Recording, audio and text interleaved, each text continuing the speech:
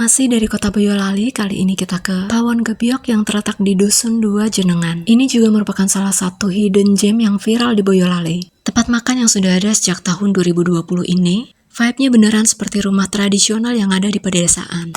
Dan ini daftar menu, serta harganya. Kita pesan jangan lodeh yang jadi menu andalannya, yang ternyata khusus untuk menu ini bisa ambil langsung sendiri. Di area dalam untuk nasi, lauk, dan sayurnya. Jangan sendiri dalam bahasa Jawa artinya sayur ya. Jadi jangan lodeh sama artinya juga dengan sayur lodeh. Untuk seporsi sayur lodeh di sini harganya sekitar 12.000.